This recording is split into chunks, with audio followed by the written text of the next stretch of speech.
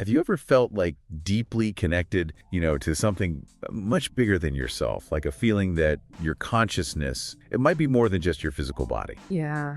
Well, today we're going to be diving into some ideas, some really mind-bending ideas from a computer scientist who believes that consciousness, get this, is actually a fundamental property of the universe. Welcome to the quantum soul. So we are going to be exploring the work of Federico Faggin, who's not just, a brilliant mind in tech, but also someone who's had, really profound personal experiences. And these experiences led him to, just question everything he thought he knew about, reality itself. Okay, so wait, he's not just some philosopher, sitting in an armchair, right? Mm-hmm. He actually helped to build the first microprocessor. Yeah. So that's pretty impressive. Yeah, it's quite a background. But what kind of experience could make a tech pioneer, completely rethink consciousness? What did shift his perspective like that? So back in 1990 at Lake Tahoe, Faggin had this really incredible experience. He felt this overwhelming surge of unconditional love emanating from within him. And it wasn't just an emotion, it was a fundamental shift in his perception of reality. That's fascinating. So he went from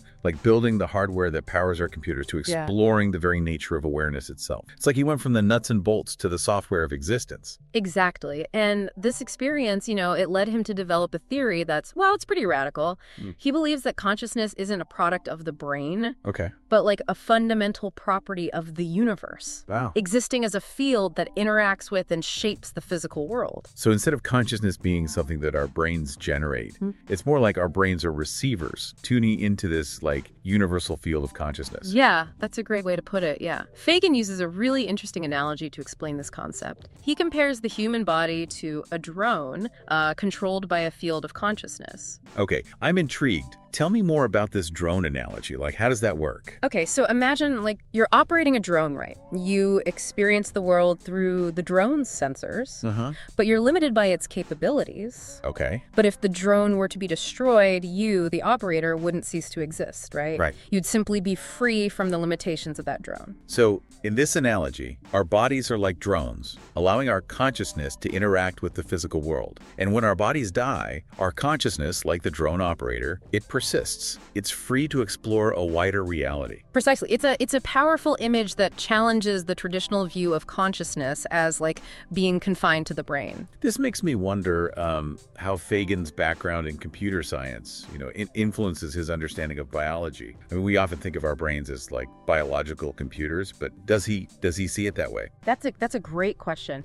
Faggin actually argues that the traditional comparison of the brain to a computer is it's actually quite limited. He sees cells, the fundamental units of life, as far more complex than any microprocessor. So what makes cells different from microprocessors in his view? Well, a microprocessor only understands ones and zeros. It processes information in a linear, deterministic way. A cell, on the other hand, is part of a whole. It's connected to a field, possessing an awareness of the entire organism. That's a big difference. So instead of just crunching numbers, cells are tapping into a deeper level of information, a kind of awareness of the entire system that they're a part of. Exactly. And this interconnectivity, according to Faggin, it explains a phenomena like epigenetics, where a cell can change its function during its lifetime by accessing the potential knowledge of the whole organism.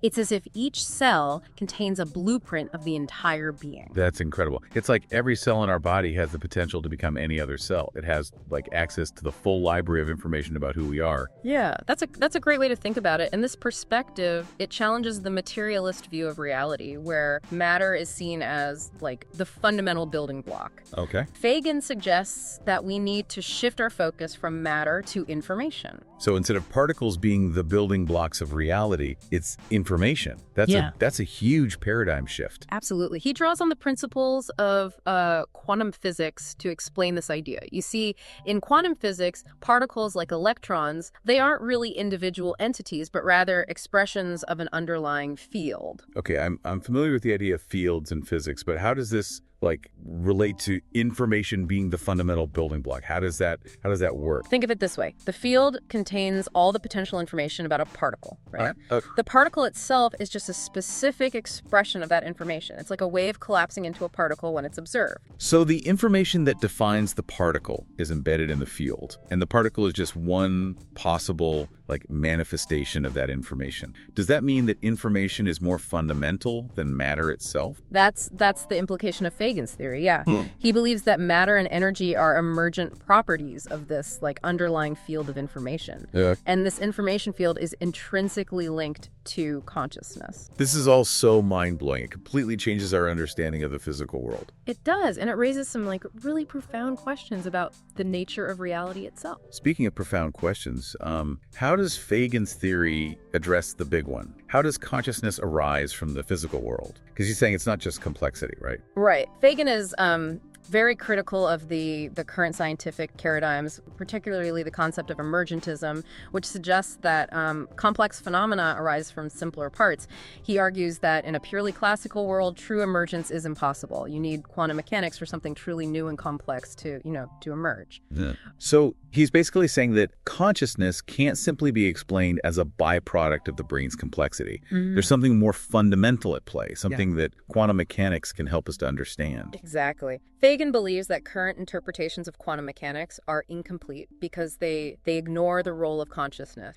He sees the universe as holistic and interconnected, driven by a fundamental desire to know itself. Okay, let's unpack this a bit. So Faggin postulates that the totality of existence has three core properties, right? Right. It's dynamic, meaning constantly changing. It's holistic, meaning not made of separate parts, but interconnected. And it's driven by a desire to know itself. Like those are the three pillars of his theory, right? Those are the three pillars of his theory. And it's from this perspective that he proposes that consciousness is not just a human phenomenon, but a property of the universe itself. And this awareness, this desire for self-knowing, it drives the evolution of the universe. Wow, that's a pretty radical idea. So he's suggesting that the universe is not just a collection of particles and forces, but a living, conscious entity. Yes, that's the core of his argument. And he believes that by starting with the self-evident truth of our own consciousness and free will, we can unlock a deeper understanding of the universe. This is where Faggin's ideas get really interesting. He's not just proposing a new scientific theory, he's offering a completely new way of understanding our place in the cosmos. We are not just observers,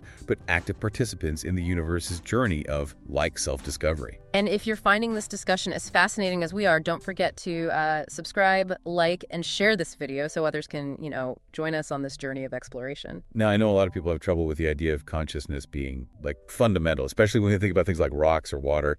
It's hard to imagine them having consciousness. So how does Faggin's theory address that? That's where his concept of the sati comes in. It's a really important part of his theory, and we need to dive into that to understand how consciousness manifests at different levels of complexity. So, picking up where we left off, let's explore this idea of the sati, which is central to Faggin's theory. Okay, yeah, remind me again, what exactly is a sati? I'm still trying to wrap my head around that. Okay, so it's a field of consciousness that has both individuality and free will, Okay. while also being a part of the larger unified consciousness of what Faggin calls the One. So it's like each seti is a unique expression of this universal consciousness. Yeah. Kind of like a wave is part of the ocean, Right. but also has its own like individual form. Yeah, that's a great analogy. Faggin explains that each sati is created when the One observes itself from a different perspective. Like think about looking at a multifaceted crystal. Okay. Each facet reflects a different view, but they're all part of the same crystal. So our individual consciousness, our sense of self, is the perspective of a sati observing the universe. Right. That's pretty mind-blowing. It is, isn't it? And just like the One has a drive for self-knowing, Okay. each sati also has this innate desire to understand itself and the universe around it. That makes sense. It explains our innate curiosity, our desire to learn and explore and find meaning in life. It's like we're all on this journey of self-discovery, each of us contributing to the overall understanding of the universe. Exactly. And Faggin suggests that this drive for self-knowing isn't limited to humans. Okay. He believes that all living things, even plants, possess a form of sati. Wait, plants have sati too. So he's saying that trees, flowers, even the grass in my backyard, they have some level of consciousness. That's right. Faggin argues that the scientific evidence for plant consciousness is already pretty compelling.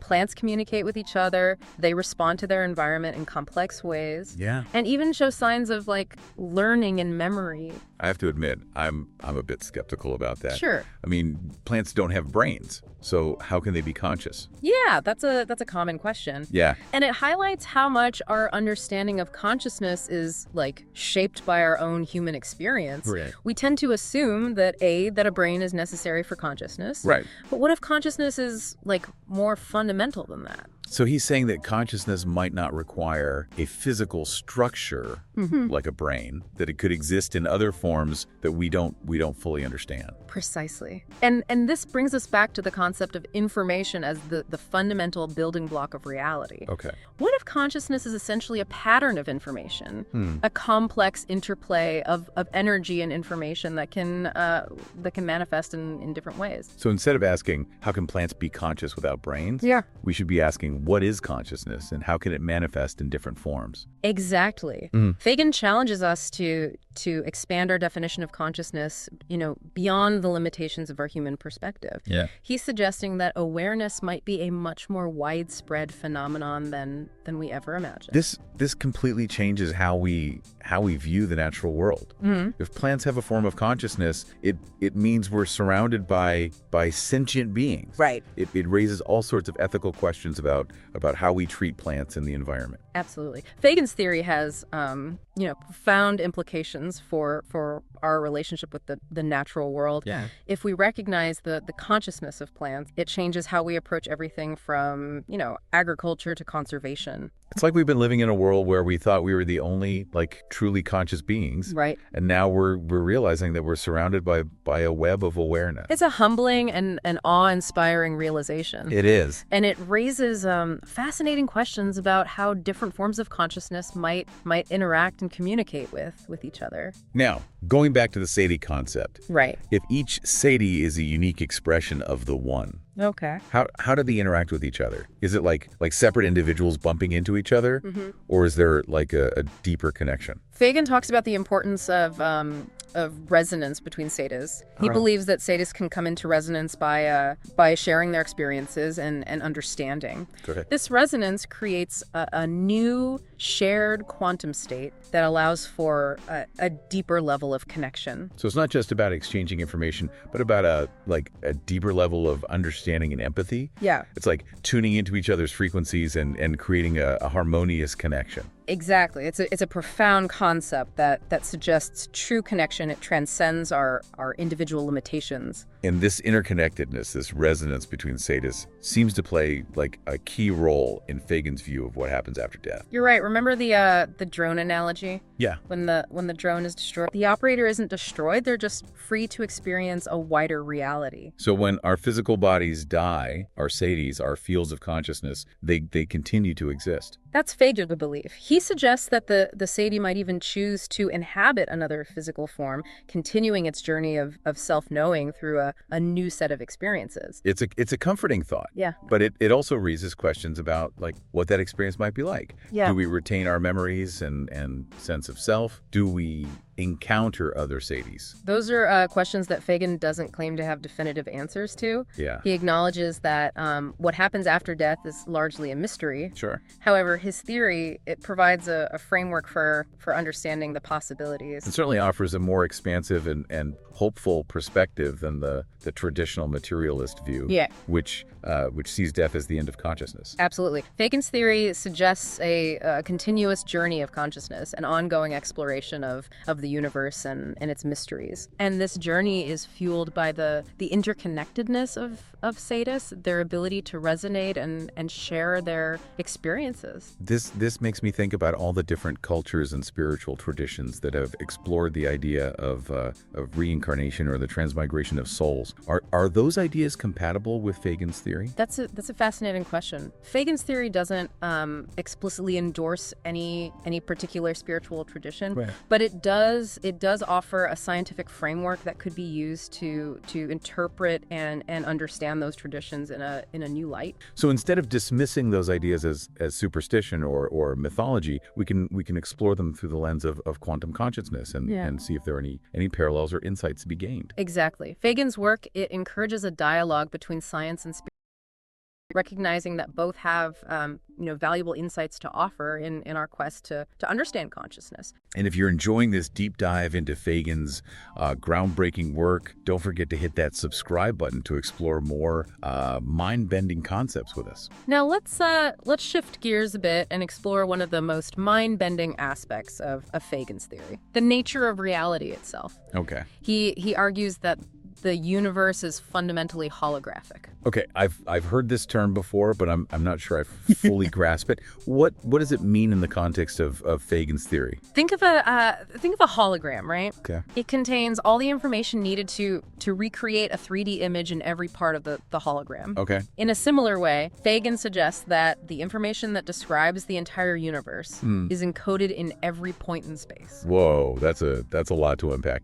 So you're saying that every tiny part of the universe contains information about the whole universe? That's the essence of the holographic principle. Okay. And this has profound implications for our understanding of consciousness. If the universe is holographic, it means that our individual satiety, our fields of consciousness, have access to the information that describes the entire universe. So it's not just that we're connected to everything. Right. It's that we contain within ourselves the blueprint for everything. That's pretty wild. It is, and this explains how we're able to perceive and interact with a vast, complex universe. Yeah. Even though our physical bodies are limited to a small corner of it. It's like we're each a tiny fractal of the universe containing within us the code for the whole. That's a beautiful way to put it. Yeah. And this holographic principle also provides a new perspective on the nature of time. Okay, this is where things start to get really trippy. Yeah. How does the holographic universe relate to time? According to Faggin, time isn't a linear progression from past to present to future. It's more like a multidimensional tapestry. Okay. Where all moments exist simultaneously. Hold on. Are you saying that the past, present, and future are all happening at the same time? Yeah. Like right now, dinosaurs are roaming the earth and future humans are zipping around in flying cars all at the same time. In a sense, yes. But our perception of time is limited by the way our satiety, our fields of consciousness, interact with this multi-dimensional reality. So we experience time as a linear flow because our consciousness is like moving through this tapestry of moments, perceiving them one after another. Right. But the tapestry itself, with all its possibilities, already exists. Precisely. But Faggin suggests it's possible for our consciousness to expand beyond this limited perception of time and access other moments, other possibilities. This reminds me of reports from near-death experiences where people describe seeing their entire lives flash before their eyes, or even accessing memories from past lives. Yeah, those experiences align with Faggin's theory. He believes that near-death experiences, they provide glimpses into the true nature of consciousness and its relationship to time and space. It's a fascinating perspective, but it also raises some thorny questions. Sure. If time isn't linear, does that mean free will is an illusion? Right. If all possibilities already exist, are our choices, are they predetermined? Those are questions that philosophers and physicists have grappled with for centuries. Faggin doesn't claim to have all the answers. Good. But his theory suggests that free will and determinism, they aren't mutually exclusive. Okay, I'm intrigued. How could both be true? If we think of the universe as this multidimensional tapestry of possibilities, our choices can be seen as selecting a path through that tapestry. Our free will allows us to navigate those possibilities, but the tapestry itself, the framework of potential outcomes, it might be predetermined. So we're choosing the direction of our journey, right? But the road itself already exists. That's one way to think about it. Okay. But it's important to remember that this is a highly speculative area, right? And Faggin's theory is still in its early stages of development. It's definitely pushing the boundaries of scientific thought. It is. And that's what makes it so exciting. Yeah. He's challenging us to think differently about the universe, consciousness, and our place in the grand scheme of things. And his work has the potential to revolutionize not just science, but our entire understanding of reality. This has been a mind-blowing conversation. I feel like I'm just starting to grasp the scope of Faggin's ideas. Well, we've only scratched the surface of his work. There are many more layers to explore, many more connections to make. Right. But for now, let's take a moment to reflect on what we've learned so far. Okay, I'm still trying to like wrap my head around this whole idea of a holographic universe where time isn't linear. It's like my brain needs a software update to process all this. It's definitely a paradigm shift, but once you start seeing the world through this lens, Yep. so many things start to like make sense. Like what? Give me an example. Well, think about intuition or precognition, those experiences where you have a sudden knowing of something that hasn't happened yet, or you have a dream that seems to like predict the future.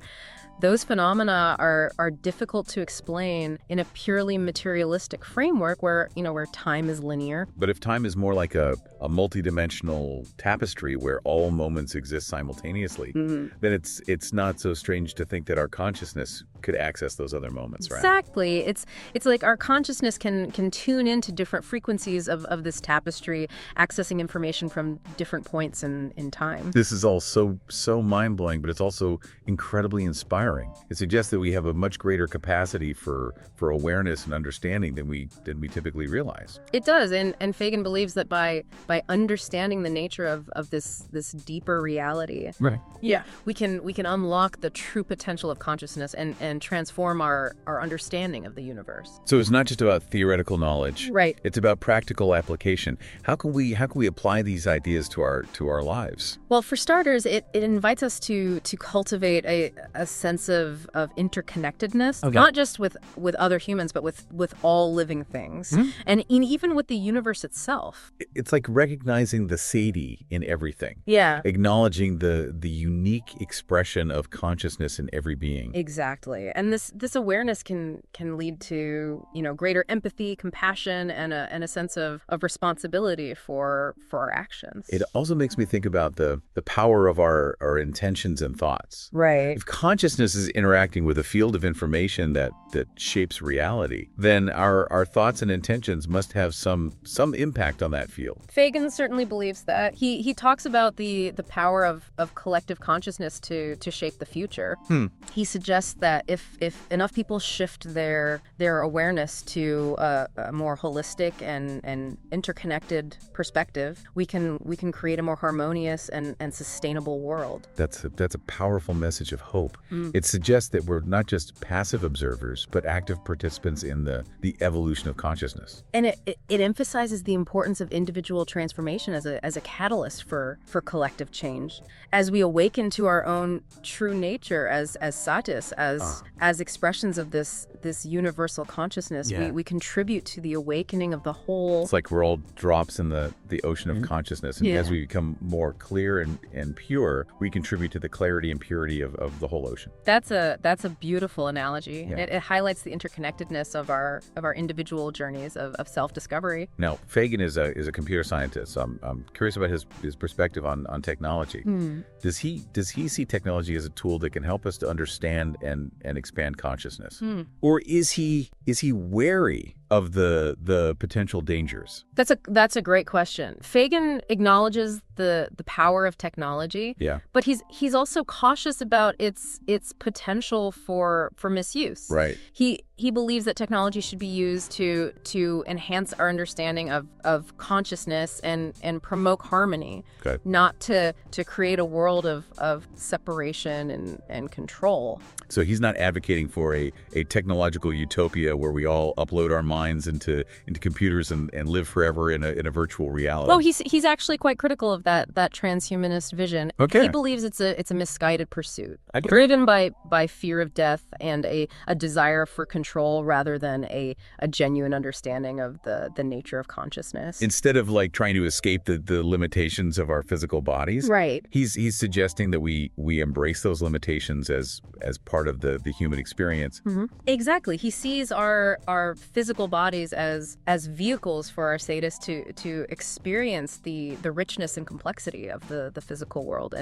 And death, as we discussed earlier, is not the end of consciousness, right? But a transition to a wider reality. So instead of fearing death, we can view it as a liberation from the limitations of the physical form. Right. A return to the source of consciousness. That's the perspective he offers, and it's a perspective that resonates with many spiritual traditions that have explored the nature of consciousness for centuries. It's fascinating how how Faggin's theory bridges the gap between science and spirituality, offering a scientific framework for understanding, ancient wisdom. It's a testament to the power of the human mind to explore the mysteries of the universe and to find common ground between, seemingly disparate fields of knowledge. And if you're enjoying this deep dive into Faggin's fascinating work, don't forget to hit that subscribe button and share this video with anyone who might be interested in exploring the frontiers of consciousness. Now, before we wrap up, let's touch on one final point that I think is particularly important. Faggin emphasizes that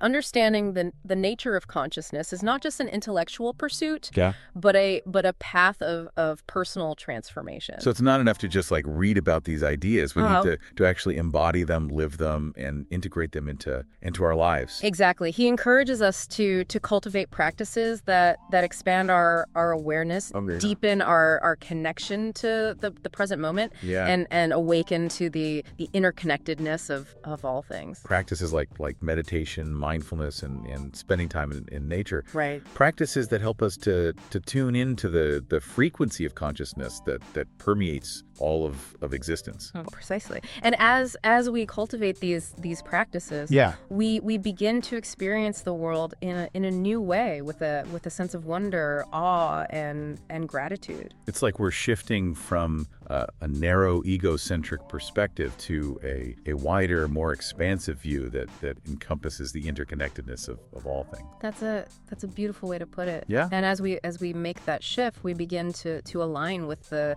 flow of consciousness, the creative intelligence that animates the universe. It's been an incredible journey exploring Faggin's ideas with you. We hope this deep dive has sparked your curiosity and inspired you to delve deeper into the mysteries of consciousness. And remember, the universe is vast, and our understanding of it is constantly evolving. So keep questioning, keep exploring, and keep searching for those moments of awe and wonder that remind us of the incredible beauty and complexity of the cosmos. If you're eager to continue exploring the frontiers of consciousness, we encourage you to check out the two videos on your screen. Right. They offer a deeper dive into some of the fascinating topics we've touched upon today. And remember to subscribe, like, and share this video with others who might be interested in exploring these ideas. Until next time, keep seeking, keep questioning, and keep expanding your awareness. Thanks for joining us on The Quantum Soul.